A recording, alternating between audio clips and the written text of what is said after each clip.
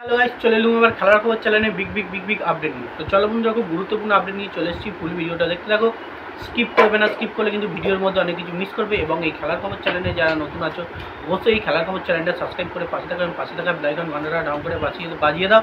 বেশি বেশি লাইক এবং কমেন্ট করে দাও, যাতে মোটিভেট হয়ে তোমাদের এই খেলার খবর চ্যানেলে আমি ফার্স্ট আপডেট দিতে পারি।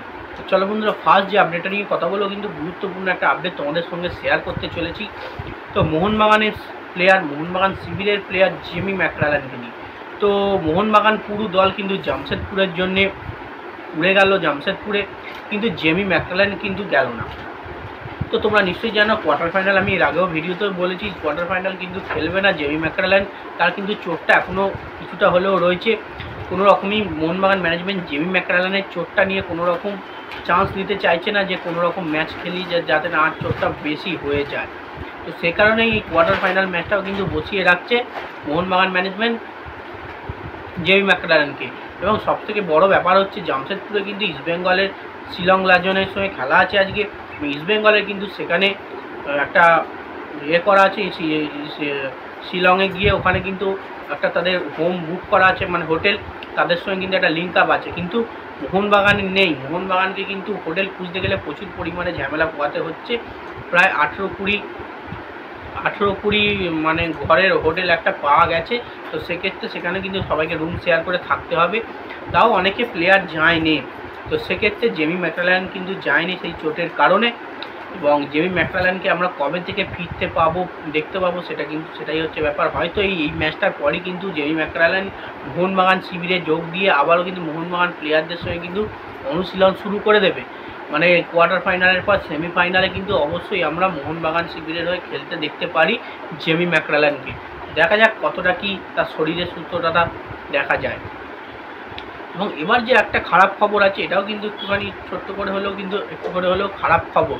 তো মোহনবাগান শিবিরের প্লেয়ার আশিক কুরুনিয়ান। তো আশিক কুরুনিয়ান কিন্তু আবারও নতুন করে চোট পেল।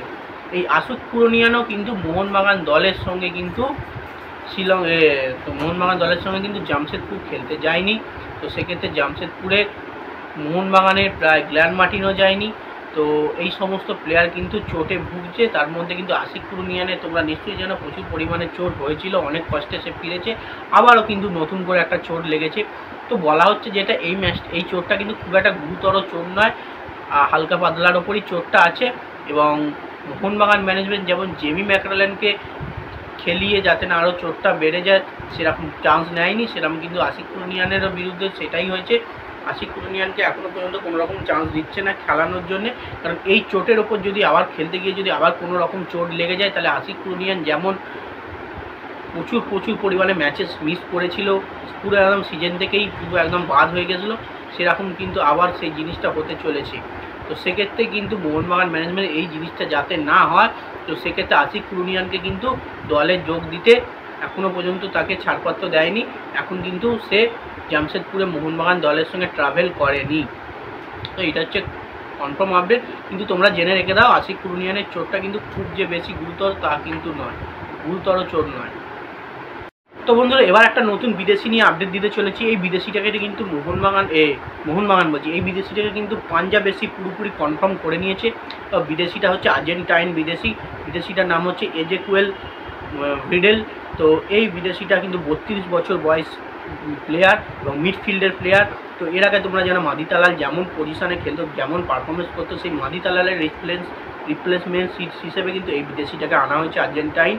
তো এ হয়তো পাঞ্জাব এফসিতে খুব দুর্দান্ত পারফরমেন্স দিতে পারবে। এবং তোমরা নিশ্চয়ই জানো মাদিতালালরা চলে গেছে ইস্টবেঙ্গলে।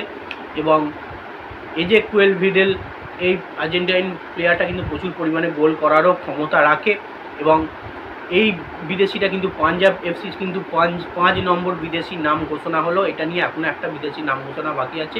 এইটা হচ্ছে 5 নম্বর বিদেশি, তারা নাম ঘোষণা করে দিল। এবং তোমরা নিশ্চয়ই জানো পাঞ্জাব এফসির সঙ্গে খেলা আছে মোহনবাগানের সেই কোয়ার্টার ফাইনালে। এই এজেকুয়েল ভিডেলকে কিন্তু তোমরা মোহনবাগানের বিরুদ্ধে কিন্তু খেলতে তোমরা দেখতে পারো। এবং এর কেমন ধরনের বিদেশি, কেমন ধরনের মিডফিল্ডের প্লেয়ার কিন্তু এর খেলা দেখেই কিন্তু বোঝা যাবে। এবং আর্জেন্টাইন প্লেয়ার যেহেতু, সেটা ভালো পারফরমেন্স দিতে পারে যতটা সম্ভাবনা। তো যাই হোক বন্ধুরা, ভিডিওটা আজ এইটুকুই। ভালো লাগলে লাইক, কমেন্ট, শেয়ার, সাবস্ক্রাইব করে পাশে থাকো। চলো বন্ধুরা, বা নেক্সট ভিডিও দেখা হচ্ছে আবার। টাটা।